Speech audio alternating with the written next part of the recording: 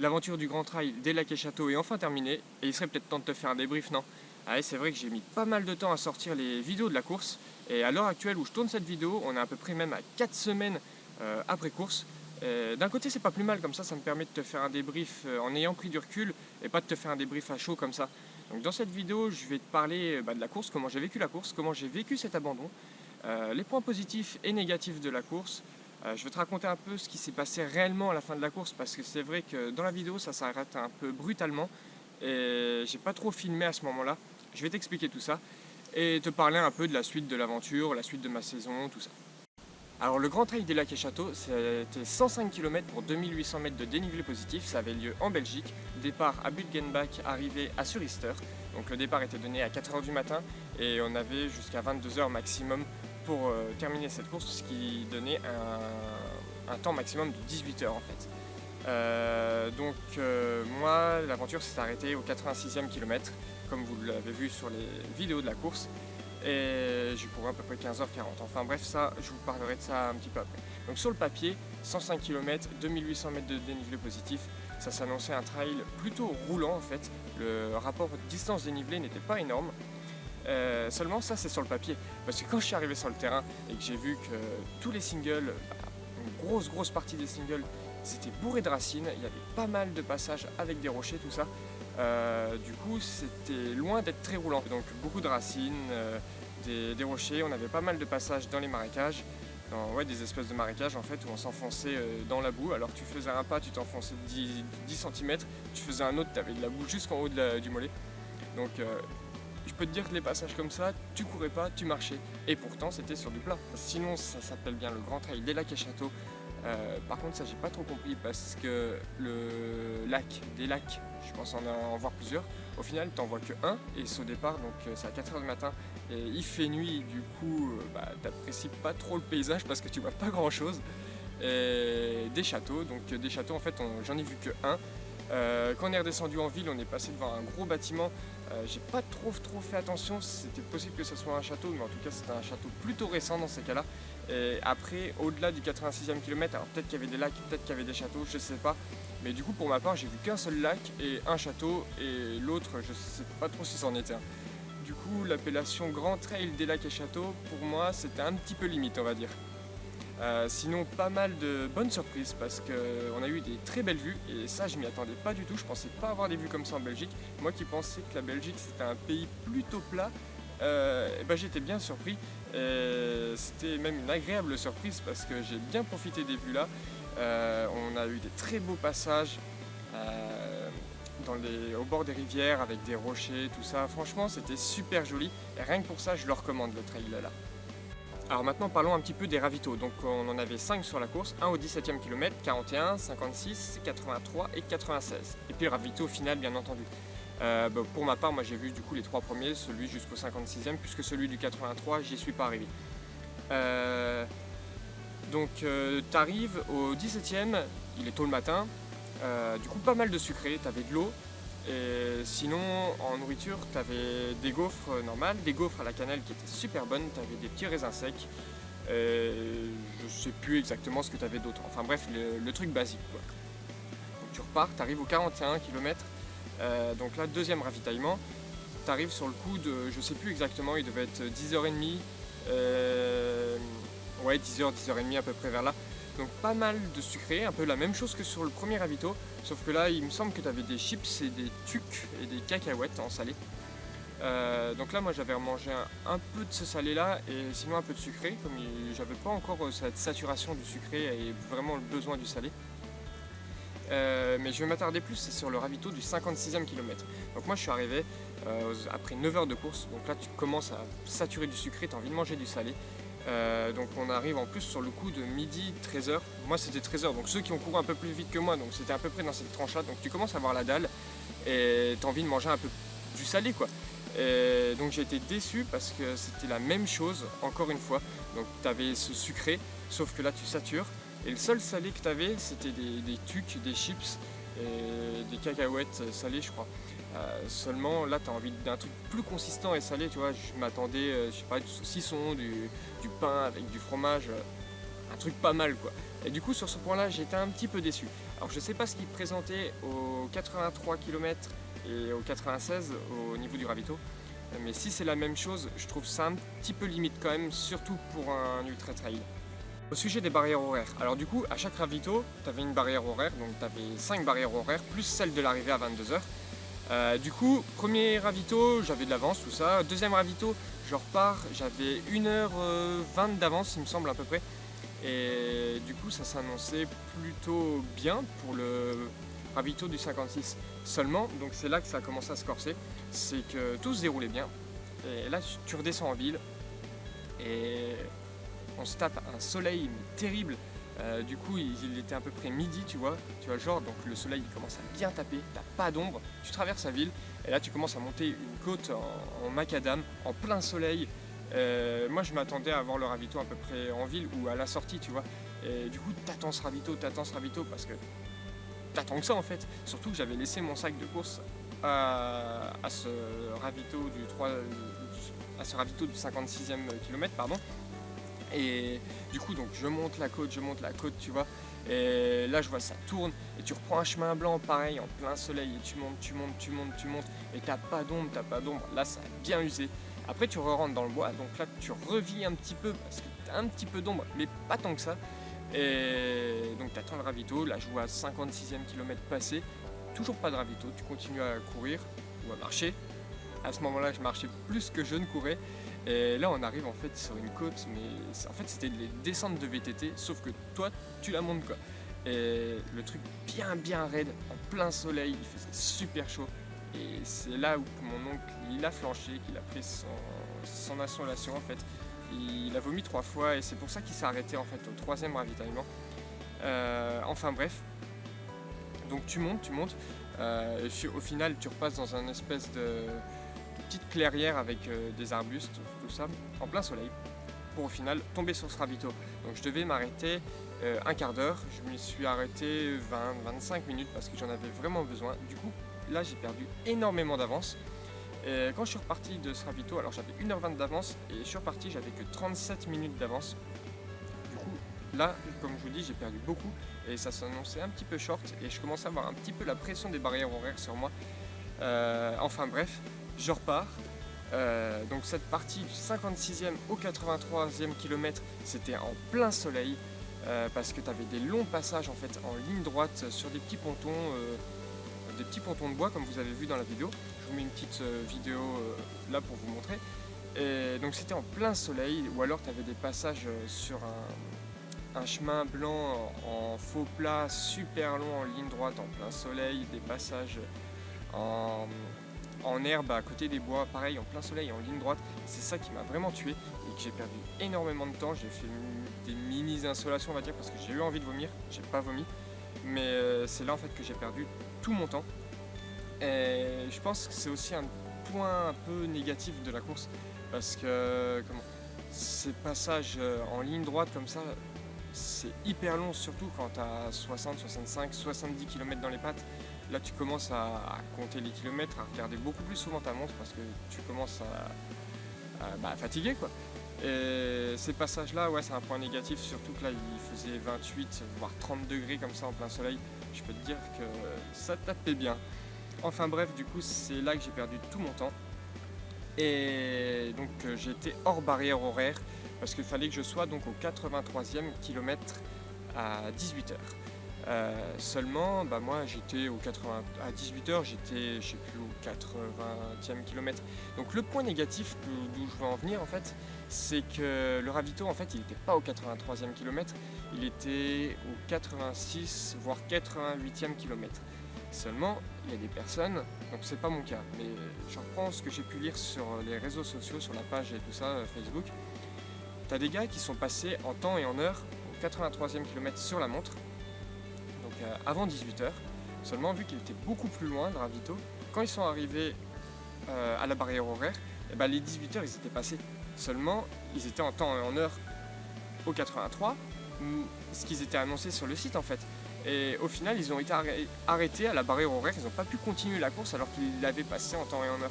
Et l'organisation n'a pas reconnu en fait ce décalage de barrière horaire alors c'était ce qu'ils avaient annoncé sur le plan en fait. Et du coup, tu as pas mal de monde qui ont été arrêtés sur la course à cause de ça. Et ça, je trouve que c'est un point négatif de la course parce que tu es content, tu passes ton kilomètre, tu attends ton ravito, tout ça, et tu te dis c'est bon, je vais pouvoir continuer. Et là, tu te fais arrêter alors que c'est même pas de ta faute parce que tu as quand même passé l'heure qui était prévue à la base. Ça a été décalé, tu n'étais pas prévenu en fait, et l'organisation n'a pas pris en compte ça en fait, et ils ont arrêté les personnes. Et ça, je trouve ça quand même dommage. Alors maintenant, je vais t'expliquer un petit peu ce qui s'est passé pour moi à la fin de la course. Comme je te disais dans la vidéo, ça s'arrête un petit peu brutalement, et du coup, j'ai pas trop filmé. Enfin bref, je vais t'expliquer ça. Alors pour moi, du coup, hors barrière horaire, 18h, j'étais arrêté. J'étais, je sais plus, aux alentours du 79-80e kilomètre, tu vois. Donc je me suis dit, je rejoins le ravito, je monte dans la voiture avec l'organisation et ils me ramèneront. Parce que j'avais vraiment mal aux pieds. Et donc je pouvais même plus courir en fait. Même s'ils avaient décalé la barrière horaire, comme ils l'avaient fait l'année précédente parce qu'il avait fait chaud. D'ailleurs cette année ils l'ont pas fait. Je veux dire, j'aurais pas pu continuer parce que, bah tiens, je vais te mettre une photo de mes pieds. Et comme ça tu vas comprendre. Je te mets la photo là. C'est dégueulasse, hein. Donc tu comprends pourquoi j'avais vraiment mal aux pieds. Et donc je voulais rejoindre ce ravito. Donc j'appelle en plus mes proches au téléphone pour leur dire que pour moi la course est finie. Donc j'arrive dans une ville et puis là mes proches ils me disent « Oh bah tu veux qu'on vienne te chercher ?» Et puis je me renseigne et puis il y avait quand même un petit peu de bagnole à faire, je sais plus, un quart d'heure ou 20 minutes, je sais plus exactement. Alors je leur dis « Non, bah laissez tomber. Venez pas en voiture, je me tape les 2 km, 2-3 km en marchant et j'arrive au ravito et je repartirai avec l'organisation. » Enfin bref, donc je m'attaque sur ces 2-3 km de marche. Je regarde souvent ma montre parce que là j'en peux plus. J'arrive au 83e kilomètre. Pas de ravito. Puis je suivais une rivière en fait avec des rochers, donc tu vois, tu montes sur le côté, tu redescends, tu slalomes et tout. Et j'ai super mal aux pieds, du coup c'était pas le terrain idéal. Enfin bref, donc je marche. 83, 83,5, presque 84. Là, je commence à trouver le temps long quand même. Donc, je me permets de téléphoner à l'organisation pour savoir à quel moment il se trouve le ravito. Donc, j'essaye, je regarde mon téléphone déjà, j'avais 4% de batterie. Je me dis, oula, ça va pas trop le faire. Enfin bref, j'essaye d'appeler et puis bah, pas de réseau. Forcément, ça tombe toujours quand il faut pas. Donc, pas de réseau, je réessaye, non, rien. Donc, je continue, je dépasse 84, 84,5. Là, j'essaye de l'appeler et là, je tombe sur quelqu'un. Donc, j'essaye de lui expliquer où c'est que je suis exactement sur la course. Je lui dis que je suis sur le 105 km, mon numéro de dossard, enfin bref, je lui explique. Et il me dit, bah là, on peut pas venir te récupérer où que t'es parce que c'est pas un chemin carrossable, ce que je peux comprendre parce que c'était vraiment pas accessible du tout en voiture. Et du coup, c'était déjà difficile d'accès à pied, donc en voiture, faut pas y penser. Donc du coup il me dit au pire si tu veux tu as un petit parking que tu peux rejoindre et on viendra te chercher à cet endroit là. Donc je lui demande à quel kilométrage il se trouve ce parking et il me répond pas. Je lui repose la question et il comprend pas en fait le gars, je sais pas pourquoi, il me répond pas, il me dit non mais va au parking. Enfin bref, donc je raccroche, je continue de marcher parce qu'il fallait quand même que j'économise mon téléphone, ma batterie de téléphone, parce qu'il fallait que j'arrive au parking avec de la batterie pour que je puisse téléphoner à l'organisation pour qu'ils puissent venir me chercher. Donc enfin bref, je marche, j'ai super mal aux pieds tu vois. Et j'arrive du coup sur une espèce de place dans les bois avec des bancs, une espèce d'abribus en bois, t'avais des arbres, un truc chouette quoi. Et t'avais un chemin avec des graviers, un truc que tu peux y aller en bagnole quoi. Et c'est tout du coup. Je rappelle, je leur dis, bah je suis arrivé au parking, vous pouvez venir me chercher. Et je leur explique pour voir si c'est vraiment ce parking là. Puis il me dit, le mec il me fait ah non, c'est pas ça, il y a des voitures là où t'es? Je fais bah non, il y avait pas de voiture, c'était dans les bois, mais tu pouvais venir en voiture. Et il me dit non, c'est pas là. Mais du coup je vois exactement où tu es. Alors il me fait, tu quittes le chemin tu quittes le parcours de la course en fait, et tu prends ce chemin en gravier dans le bois et tu continues tout droit et tu vas tomber sur le parking et là tu nous rappelles et on viendra te chercher. Et puis c'est tout, donc j'avais déjà marché 1,5 km au plus que le ravito, alors que je marchais déjà depuis 79-80e kilomètre. Du coup, c'est long en marchant, quoi. Donc là, je lui redemande, je lui dis, écoutez, c'est dans combien de temps le parking, il y a combien de temps de marche encore? Et là, il me fait, oh non, mais t'inquiète, c'est pas loin, c'est dans 1,5 ou 2 km. Ouais, 1,5-2 km, c'est pas loin. Seulement, quand t'as déjà plus de 80 km dans les jambes, que t'avais les pieds que j'avais, je peux te dire que les kilomètres, ils sont très très très longs. Enfin bref, du coup là ça m'a un petit peu saoulé, tu vois. Je regarde mon téléphone, j'avais plus que 2% de batterie, je raccroche pour pas perdre de la batterie inutilement, quoi. Donc je prends ce chemin, donc je quitte le parcours en fait. Je quitte le parcours balisé, je prends ce chemin comme l'organisation me l'avait indiqué. Du coup je me force à courir, j'avais super mal. Je me force à courir, je cours. Et là, au loin, je vois une barrière. Donc ça annonçait vraiment la fin du chemin dans les bois. Donc dans ma tête, je me fais, ah ouais, je comprends, il y avait sûrement la barrière, c'est pour ça peut-être qu'ils ne pouvaient pas venir me chercher ici. Donc je cours, je passe à la barrière, et là, j'arrive, t'avais pas de parking en fait. Je tombe sur une route. Le mec, il m'a indiqué le chemin là, il me dit qu'il sait exactement où je suis d'après ce que je lui ai indiqué. Et il me dit de prendre le chemin là, de quitter le parcours. Et au final, j'arrive, il n'y a pas de parking. Tu vois un peu le truc. Donc il n'y a pas de parking, je tombe sur une route, je prends mon téléphone, 1% de batterie, j'essaye d'appeler, pas de réseau, j'arrive pas à les avoir. Et là tu commences à te dire, merde, je suis quand même un peu dans la merde, parce que je viens de courir plus d'1 kilomètre hors du parcours. S'il faut que je revienne à l'envers pour reprendre le parcours, je ne dis pas le nombre de kilomètres supplémentaires que j'aurais fait. Et je commençais vraiment à avoir du mal à marcher, et c'est pas ça, c'est que mes proches ils commençaient aussi à s'inquiéter, parce que je leur avais, comme je les avais au téléphone, je leur avais dit ouais c'est bon, il me faut tant de temps, j'ai 2 km à marcher, du 3 km, donc en une demi-heure de temps c'est bon, c'est réglé, une demi-heure, 40 minutes. Et je vous rappelle à ce moment là, donc j'essaye d'appeler l'organisation, pas moyen, et là je vois une voiture qui passe, du coup je lui fais signe, le mec il s'arrête, je lui explique ma situation, tout ça, je lui demande en fait qu'il me prête son téléphone pour que je puisse appeler l'organisation.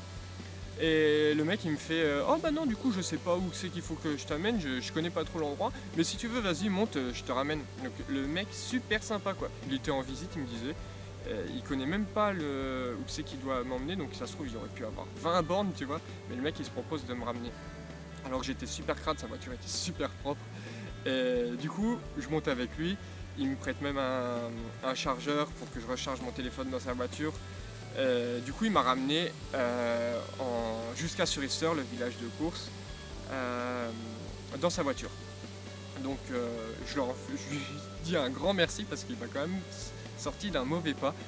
Et du coup c'est là le gros point négatif que je reproche en fait à l'organisation, c'est qu'au final on m'a fait sortir du parcours en m'indiquant un parking, on va appeler ça un parking fantôme, parce qu'au final je ne l'ai jamais vu. Alors j'ai quand même prévenu l'organisation comme quoi je rentrais par mes propres moyens. Et donc c'est pour ça que j'ai pas filmé cette fin d'aventure. J'avais autre chose à penser que de filmer en fait. J'étais préoccupé surtout par mes pieds, le temps et la batterie de mon téléphone, parce que du coup j'avais bien un chargeur portatif. Seulement j'avais pris mon câble de mon stabilisateur, mon câble de ma GoPro, pas mon câble de téléphone, parce que je pensais que j'aurais eu assez de batterie. Donc en fait c'est comme ça que l'aventure s'est terminée pour moi. Donc voilà. Et même si j'aurais été dans les barrières horaires, je me serais arrêté au 83e kilomètre. Bah 83e sur le papier, parce que j'aurais pas pu aller plus loin vraiment. Donc pas déçu du tout. Aussi parce que je sortais d'une tendinite. Donc je ne m'étais pas entraîné pendant 6 semaines. J'avais repris la course à pied 2 ou 3 semaines avant la course. Du coup j'avais pas d'entraînement du tout. La tendinite n'était pas tout à fait soignée, et pourtant je n'ai pas eu mal du tout. Alors je peux vous dire que la joie de ne pas avoir mal et de faire autant sans entraînement, que tout se passe bien entre guillemets quoi, parce que du coup c'est sur la course là que j'ai eu le moins mal au genou sur toutes les courses que j'ai pu faire. Alors franchement j'ai pas compris, mais vous pouvez comprendre que du coup j'étais vraiment très content du fait que j'ai pas mal à ce niveau là, et que du coup ça prenne le dessus sur le fait que je rate cette course, on va dire, que j'abandonne. Du coup, très content à ce niveau-là, donc pas déçu, je regrette rien. Alors les erreurs que j'ai pu faire quand même, c'est que en fait sur la course, comme il faisait chaud et qu'on passait à côté des rivières, tout ça, j'ai été me tremper les pieds dans l'eau, ça me faisait du bien pour me mouiller les pieds, mouiller les jambes, tout ça. Et j'aurais peut-être pas dû, parce que le mélange humidité, sueur, chaleur et course dans mes chaussures, ça l'a pas fait comme c'était pas top comme vous avez vu. Et du coup, sur le ravito du 56, j'avais laissé mon sac et dedans j'avais une paire de chaussettes de rechange. Et je me suis changé, j'ai changé le haut, mon maillot, tout ça, et j'ai pas changé mes chaussettes. Et ça a été une de mes plus grosses erreurs sur la course. J'aurais eu quand même les pieds en compote, mais ça aurait limité un petit peu la casse. Donc je sais que sur les prochaines courses maintenant, je changerai mes chaussettes quoi qu'il arrive. Alors du coup, comment j'ai vécu cet abandon? Eh bah très bien, curieusement, bien mieux que je l'aurais pensé, parce que je savais que j'aurais pas pu aller plus loin avec mes pieds, donc pas de regret du tout. Il y a eu 76 finishers sur 195 participants, ça fait du 39% de finishers. J'en reviendrai quand même parce que j'ai quand même ce sentiment d'inachevé. Peut-être pas l'année prochaine, peut-être en 2020, je sais pas. Mais ce qui est sûr, c'est que je reviendrai finir ce parcours. Franchement, je vous le recommande quand même parce que même s'il y a eu ces petits problèmes de s'aller au ravito, ces longues lignes droites interminables entre le 56 et le 83, franchement le parcours il vaut le coup et je suis vraiment content de l'avoir fait. C'était une superbe expérience et du coup j'ai repris l'entraînement depuis. Tout se passe bien. Je serai sur les 50 km du trail du pays Welsh le 8 juillet, donc ça je n'ai pas annulé. Je suis déjà inscrit dessus. Et je serai aussi sur l'Ultra Trail du Haut-Königsbourg, le 108 km avec 4540 de dénivelé positif le 1er septembre. Normalement je peux avoir ma journée. Déjà je vais pouvoir m'entraîner par rapport au GTLC. C'est un départ de nuit, donc je ne vais pas souffrir de la chaleur. Je sais qu'il va être plus compliqué parce qu'il y a plus de dénivelé, donc ça va tirer beaucoup plus dans les jambes. Mais je sais que sur les ultras et même sur un 50 et même sur une simple course de 10 km, tout peut se jouer. Donc c'est pas parce que tu finis pas une course que du coup la prochaine tu vas pas la finir, même si elle est plus compliquée. Tu as tellement de facteurs qui rentrent en jeu que du coup en fait au départ tu peux même pas être certain que tu sois finisher. Donc comme ça. Et du coup je serai sur ces deux courses là et puis vous avez de toute façon aussi tout mon programme de course que j'avais prévu pour cette saison. Je vous mets un petit lien ici si vous souhaitez le visionner. Donc, pas d'annulation de course, j'ai appris l'entraînement comme il faut, donc il n'y a pas de souci sur ça. Il y a pas mal de personnes qui m'ont demandé comment mon oncle allait. Donc il avait vomi un peu avant le 56e kilomètre, avant le ravito, qui était au 58e kilomètre d'ailleurs, je suis en train de y repenser, il n'était pas au 56e, il était au 58e. Enfin bref, donc il avait arrêté et il est reparti du coup au logement qu'on avait loué et finalement il allait super bien, même pas de courbature dans les jambes. Il a repris l'entraînement, il s'est même inscrit sur les 68 km de l'Infernal des Vosges. Donc pour vous dire qui va bien. Au sujet de Seb, avec qui on a couru une très grosse partie de la course, pas jusqu'au 56e, lui il est parti devant et après j'ai repris contact avec lui par téléphone. Et du coup il m'a dit qu'il était arrivé au 4e ravitaillement et qu'il était hors barrière horaire, du coup il a été arrêté là, donc le ravito du 83. Seulement lui, du coup pour le coup, il avait 88 km sur sa montre. 5 km c'est quand même énorme. C'est pour ça ce que je vous disais, comme point négatif là, les gens qui passaient au 83 à l'heure et puis qu'ils étaient arrêtés à la barrière alors qu'il y avait 5 km de plus, je trouvais ça un petit peu dégueulasse quand même pour eux. Enfin bref, on va pas reparler de ça. Donc avant de vous quitter, je voulais quand même vous remercier parce que vous m'avez quand même beaucoup aidé. J'ai reçu plein de messages, bien plus que je l'aurais pensé et ça m'a fait super plaisir. Du coup quand j'avais un petit coup de mou sur la course, je prenais mon téléphone, j'allais sur les réseaux sociaux, je regardais tous les messages que vous m'envoyiez et tout, je les lisais, pardon. Je vous répondais pas sur le moment parce que je pouvais pas trop, mais du coup ça me remotivait et ça me redonnait de la pêche pour continuer la course. Franchement, je vous dis un grand merci, c'était super gentil de votre part. Du coup j'ai pris le temps de vous répondre à tout le monde. Normalement j'ai oublié personne. Si ça arrivait, je m'excuse parce que c'était vraiment pas voulu. J'ai vraiment pris le temps de répondre à chacun d'entre vous personnellement et ça m'a fait vraiment super plaisir et je vous remercie pour ça. C'est vraiment super cool. Et bien voilà les amis, je vais vous laisser parce que la vidéo commence à être bien longue. Et je vous remercie d'avoir suivi cette petite trilogie et même on va dire, je sais pas comment ça s'appelle quand il y a 5 vidéos parce qu'au final entre le J-1, le teaser, les 3 vidéos plus cette vidéo débrief, ça fait pas mal de vidéos sur cette course. Et je vous remercie d'avoir regardé tout ça et pour tous vos messages encore une fois. Et je vous dis à très bientôt pour une prochaine vidéo et ça sera le 8 juillet au Trail du Pays Welsh. Ciao les amis!